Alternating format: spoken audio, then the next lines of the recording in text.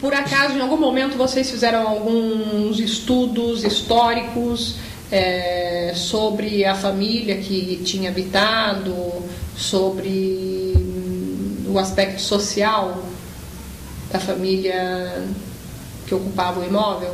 Não, na verdade, o que a gente Quando sabia... funcionou como Não, na verdade, habitação? o CPDOC, a função dele, como eu disse a você, o CPDOC tinha funções múltiplas, fazia muita coisa ao mesmo tempo. Então, eu sozinho no começo, depois a Maria Lúcia Santana, então éramos duas pessoas e havia muito serviço para ser feito. Então, não havia uma linha de pesquisa no sentido de levantar a história da família. Nós sabíamos que era o construtor, que era o João da Causa Gomes Leitão, sabíamos que ele era, o que ele fazia, que trabalhava nas atividades dele comerciais e tal, e que ele é uma figura importante, segundo os documentos que a gente viu lá, que ele era o eleitor número 8 da paróquia de Jacareí, né? Então era uma pessoa importante, né, na cidade, mas não chegamos a fazer nenhum levantamento histórico da família, descendentes, porque não havia tempo suficiente para isso, porque tínhamos funções múltiplas a desenvolver na época, né? Certo. Eu estou percebendo que o CPDOC, ele desenvolvia realmente múltiplas funções, né? Que ele trabalhava com a pesquisa, com a busca, com a construção do projeto, inclusive museográfico, né? Com a regularização da parte de legislação do museu, né? E era só você e a Maria Lúcia Santana. Eu estou observando que a sua narração começou a partir de 1977, né, a respeito do que você se lembra do MAV. E nós estamos aqui agora falando sobre um período de 1980. 78 ou 80, eu diria. Quando o Solar João da Costa Gomes Leitão, então Escola Coronel Carlos Porto, foi desocupado e foi entregue para a Prefeitura Municipal realizar o grande projeto de inauguração do museu. Sim. Então, nesse período, muitas coisas tiveram que ser organizadas. Além do trabalho de pesquisa do CPDOC, do trabalho de buscas e de legalização de documentos, para a casa poder passar para a prefeitura, ser entregue à prefeitura, houve, por exemplo, a necessidade de construir, como você disse, uma escola, um outro prédio para receber os estudantes, a escola Coronel Carlos Porto. Sim, exatamente. Né? Então, tudo isso foi feito simultaneamente em 3 anos. Sim, porque 77, que foi o período em que a comissão não oficial ainda discutiu como se criaria o museu, e em novembro daquele ano ela foi oficializada pelo prefeito, e em 78 que eu comecei a trabalhar no CPDOC. Então, de 78 a 80, em 2 anos, dentro da comissão, que eu também era do CPDOC, eu fazia parte dessa comissão, com Maria Lúcia Santana também. Foi esse período que a gente conseguiu construir a escola nova, tombar o prédio pelo patrimônio estadual também, no Condefat, que era importante para a gente conseguir que o prédio fosse preservado a nível estadual também, que era uma garantia que não seria destruído. E então todo esse processo o CPDOC participou, além do projeto museográfico, que teria que ser a casa, e a história própria da fundação, a questão jurídica, como seria uma fundação, direito privado, direito público, ninguém sabia como funcionava isso. Então, toda essa questão, porque o museu foi criado em dezembro de 80 como Fundação Museu Antropologia do Vale do Paraíba. Foi que deu origem a uma fundação cultural. A fundação cultural depois simplesmente tirou-se uma Fundação Museu Antropologia e ficou Fundação Cultural, mais tarde. Mas foi a Fundação Cultural, nasceu daí. Então, quer dizer, nós tínhamos que buscar informações de como se criava esse museu. Então foi a época que eu fui a São Paulo, na Funarte, no Rio, na Funarte do Rio de São Paulo, na Fundação da Cidade de São Caetano, para pegar estatutos e ver como é que funcionavam essas fundações. Para ter uma ideia de como que seria isso. Embora não eram fundações museu, eram outras tipos de fundações, mas todas as fundações culturais, né? E ao mesmo tempo o CPDOC desenvolvia atividades culturais na cidade. Também. Ofereceu cursos. Sim, também a gente houve nesse período, em 1980 ainda, a gente fez um curso sobre patrimônio cultural, que foi feito na Câmara Municipal de Jacareí, porque não era municipal do museu, estava sendo restaurado o prédio, tinha como fazer lá. Então houve um curso de patrimônio cultural, E um dos palestrantes foi a doutora Valdiza, que era orientadora do projeto, o professor doutor Nestor Goulart Reis Filho, que foi presidente do CONDEFAT, historiador, arquiteto, e escreveu livros sobre a arquitetura do Brasil, o presidente do IFAM, do Instituto de Patrimônio Histórico Nacional em São Paulo, o arquiteto Antônio Luiz Dias Andrade, também fez palestra. E várias pessoas importantes da área cultural fizeram palestras nesse curso, que foi aberto à população, e várias pessoas comuns fizeram esse curso. Foi uma preocupação que o CPDOC tinha de mostrar às pessoas a importância do patrimônio cultural, não apenas do museu, mas do patrimônio cultural como um todo. E aí, interessante que, nesse período também, foi que a gente fez o projeto Museu de Rua, com o arquiteto, o professor Júnior Abel Carrara, da FAUSP, em que nós mostramos exatamente a importância, através de painéis fotográficos nas ruas, a importância de se preservar o patrimônio cultural. Não apenas o museu em si, mas o patrimônio cultural. E ainda uma outra coisa importante que o museu participou, foi em 78, setembro de 78, que nós fizemos, foi logo no começo do CPDOC, que nós fizemos a primeira Semana Ecológica do Vale do Paraíba.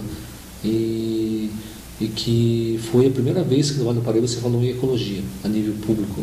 Houve um grande debate a semana toda aqui em Jacareí, foi de 17 a 24 de setembro de 78, de domingo a domingo.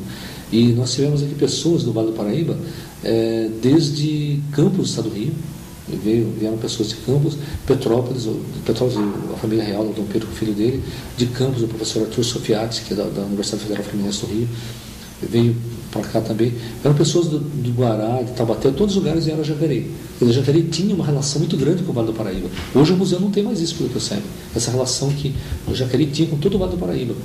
Entende? Então, quer dizer, era uma Então, coisa... ao mesmo tempo em que o prédio estava sendo restaurado, o projeto museográfico estava sendo estudado e implementado, e ao mesmo tempo existiam atividades culturais coordenadas pelo CPDOC. Sim, exatamente.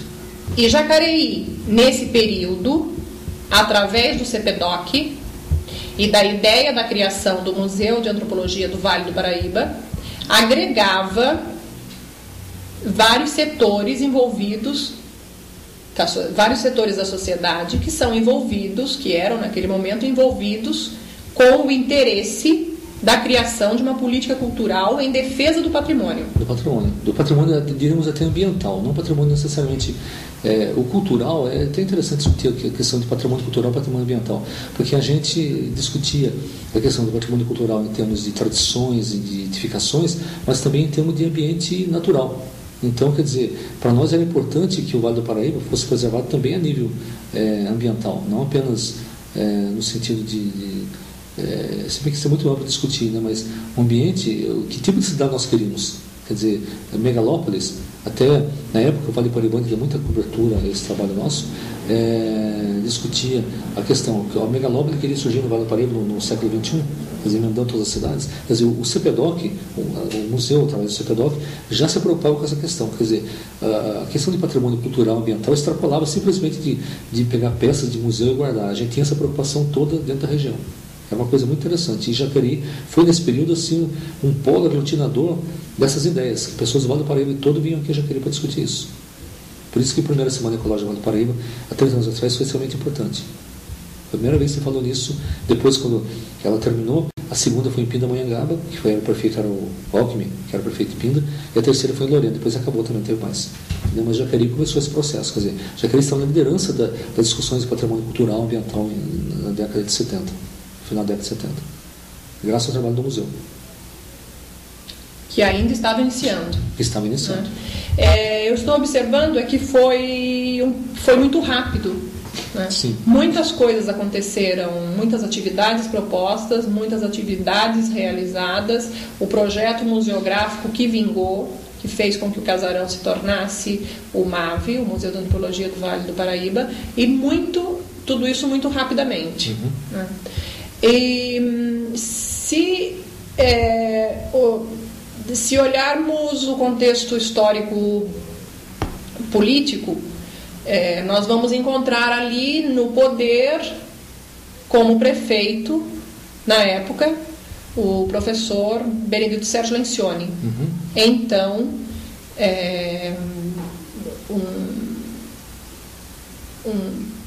prefeito de um partido da Arena, Sim.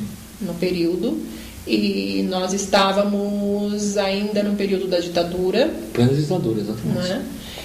E mesmo assim existiu uma concordância nas atividades entre as instituições, os órgãos públicos, o próprio executivo, com a representação do prefeito, do professor Benedito Sérgio Lencioni, aliada à vontade de um grupo que pertencia a uma outra tendência ideológica ou partidária. Sim.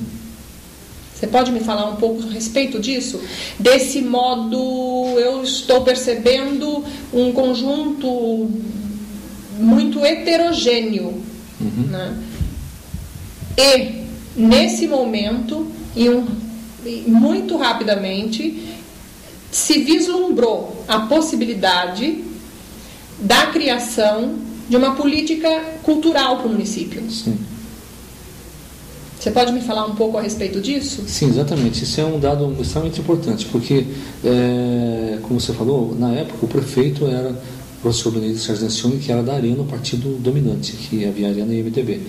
E eu, particularmente, havia sido do MDB antigamente, e nesse período, né, quer dizer, aliás, eu era do MDB ainda, né, não era para MDB, era MDB nessa época, né, em 78. Então, eram pessoas de opinião totalmente política totalmente diferente da dominante, digamos assim. E o prefeito não se preocupou, em hipótese alguma, com essa questão de se as pessoas tinham ou não posições ideológicas diferentes. A própria orientadora do projeto museu, a museóloga Valdiza Rússio, ela era uma pessoa de esquerda. E mesmo assim, o prefeito deu total apoio ao projeto. Ele não se... Em momento algum ele disse que poderia ou não poderia fazer isso. Então, houve até um episódio, acho que posso falar isso também, um episódio da Semana Ecológica, em 78, quando houve na prefeitura um curso chamado Ecologia e Sociedade, em que era o pessoal de esquerda que estava fazendo as palestras, e uma pessoa que estava assistindo, que era São José, levantou a questão que ele estava se pregando de derrubada do regime. E o prefeito perguntou o que estava acontecendo, foi que era o curso que havia sido autorizado. Ele simplesmente, tudo bem, então continue, e saiu, não interferiu em momento algum nesse processo. Quer dizer, então, apesar de vivermos o regime de exceção e ele ser representante de um partido autoritário, mas em momento algum interferiu nesse processo. A gente tinha liberdade para fazer esse tipo de coisa. Então o museu pôde avançar, né, o CEPEDOC, o museu, pôde avançar com essa proposta política-cultural de participação da comunidade. Dada a possibilidade, né, dada a cultura política desse professor Benedito Sérgio Lencioni, ele viu naquele momento, ele vislumbrou naquele momento isso, a possibilidade de uma política cultural que tratasse da preservação do patrimônio da cidade. Sim. E que ele sozinho não conseguiria fazer. E que ele sozinho, ou talvez com um grupo pertencente à sua própria corrente ideológica e partidária e política, que talvez fosse um grupo que não tivesse a mesma cultura política que ele, como professor, escritor, né, e historiador, que nós sabemos que ele tem. Talvez o grupo não acompanhasse esse modelo, né, essa ideia que provém da própria cultura política dele. Então ele entendeu naquele momento que ele tinha que trabalhar com a própria oposição. Sim, uma coisa curiosa também que eu acho interessante relatar é que ele, embora nós sabíamos que fosse de uma cultura, de uma visão política diferente, né, da nossa, mas que ele havia sido nosso professor também. Então, muitos de nós havíamos tido contato com ele anteriormente. A gente sabia que ele era uma pessoa... E foi um professor, ele deu aula para você de organização moral e cívica que tinha naquele tempo da ditadura, né? Então, quer dizer... Então, ele havia sido nosso professor nessa área. Então, todos nós o conhecíamos. Em que escola? No Silva Prado. Então, nós o conhecíamos... Colégio Francisco Gomes da Silva Prado. Né? Então, nós o conhecíamos, a gente sabia. E aí, é uma coisa interessante, que embora também havia essa posição do grupo, eu acho que foi mútuo, de lado a lado. Nós sabíamos que ele era uma pessoa conservadora, mas respeitávamos esse conservadorismo. Mas, embora sabendo que ele era conservador, mas nós sabíamos que ele poderia ser o canal de... como é que diz, o canal de uma ligação, de viabilizar aquele projeto nosso, embora com uma ideia diferente. E ele também acho que viu que nós, embora tivéssemos ideias diferentes, mas que também poderia realizar um projeto que ele talvez tivesse de patrimônio cultural, que eu acho que ele deveria ter também, e que sozinho não conseguiria fazer. Então, quer dizer, é uma coisa interessante, quer dizer, opiniões diversas, né, mas que a gente soube trabalhar bem isso. Sim, né? que nesse momento se mesclaram, né, para conseguir o objetivo de criar essa política cultural de preservação. Sim. Existia uma oposição, um grupo forte de oposição na época ou não? Ou existiam tendências... De oposição, você fala política ou... Oposição política partidária. Que eu saiba, na Câmara e tal, ninguém não fez oposição ao projeto, entendeu? Apenas eu disse, acho que não sei se eu citei, que depois, mais tarde, quando um historiador de São Paulo, Hernani Silva Bruno, escreveu na Folha de São Paulo sobre o nosso trabalho, ele falou que Jaqueline estava fazendo um trabalho muito bom sobre a questão histórica, e ele disse que nossa intenção era contar a história da pior sociedade. Então houveram pessoas na cidade que disseram que era um grupo de marxistas, que o prefeito tinha que tomar cuidado, que iam levar o museu para um lugar que não era objetivo e tal. Quer dizer, mas foram pessoas isoladas que colocaram isso. Não foi uma posição política na cidade que colocou isso contra, não. Que eu saiba, em nenhum momento, uma oposição ao prefeito pelo projeto. Osmar, você sendo o condutor, né, o responsável, vamos dizer, nesse processo a busca da criação do museu, a busca de informações precisas que viabilizassem legalmente a fundação da criação do museu. E esse fato importante que eu estou percebendo, que foi a agilidade em que ocorreu tudo isso, né, num prazo de 3 anos praticamente, muitas coisas aconteceram e se delineou a possibilidade da criação dessa política cultural de preservação no município. Como você vê a atuação dos órgãos?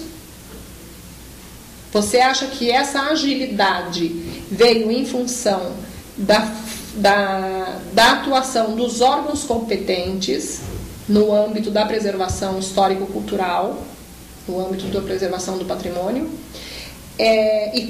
ou você vê que a própria intenção de criação dessa política cultural no município favoreceu a agilização desse objetivo? Eu acho que essa segunda posição foi o que realmente aconteceu. Entendeu? Porque, na verdade, eu acho que é importante salientar isso, a comissão do CPDOC, nós tínhamos assim, acesso direto ao prefeito. Nós tínhamos, longe de ser um departamento que o prefeito estivesse ausente, nós estávamos em contato direto com ele sempre. Ele ia nas nossas reuniões, participava, discutia, havia membros do grupo que trabalhavam diretamente com ele. Então, eu acho que, nesse ponto, é importante salientar a figura do prefeito, que ele ajudou muito que o processo fosse rápido. Então, por exemplo, não sei se é isso que você perguntou, mas eu acho assim que qualquer órgão, mesmo a questão do Estado, né, que a agilização com o DEFAT e tal. Então, você tinha que resolver o problema do tombamento, ele resolvia lá com o secretário da Cultura, que era amigo dele, Cunha Bueno, resolvia a questão rápida, tem que fazer isso, fazer aquilo e tal. Então, as coisas andaram mais rápido, porque ele tinha interesse, o prefeito pessoalmente tinha interesse que isso resolvesse logo. Então você acredita que essas questões podem estar ligadas à vontade política em um determinado momento, sim, de quem conduz o processo Sim, eu acho que sim. Aí eu acho que tem que se dar crédito, claro, a comissão que fez todo esse trabalho, foi uma pessoa sozinha, mas também, principalmente ao prefeito, que se não fosse ele, nós não teríamos. Ele deu um apoio total ao nosso trabalho. E em São Paulo, sem dúvida alguma, a pessoa que orientava o nosso trabalho, que era a doutora Valdiza, ela era uma pessoa respeitadíssima pelo prefeito. Então, tanto que ela trouxe aqui nesse período, aqui em Jacareí, algumas pessoas que vieram visitar. O Gael de Guicham, que era o diretor do Centro de Restauro de Monumentos da Unesco em Roma. Ele veio visitar aqui o museu, fez edições de luz, de uma série de coisas lá toda, entendeu? Ela trouxe a presidente da Fundação Gulbenkian de Lisboa para visitar o museu. Então o museu era uma coisa assim, foi referência. A Valdiza citou o nosso museu numa conferência que ela fez em Budapeste, que ela redigia também dicionário museológico em português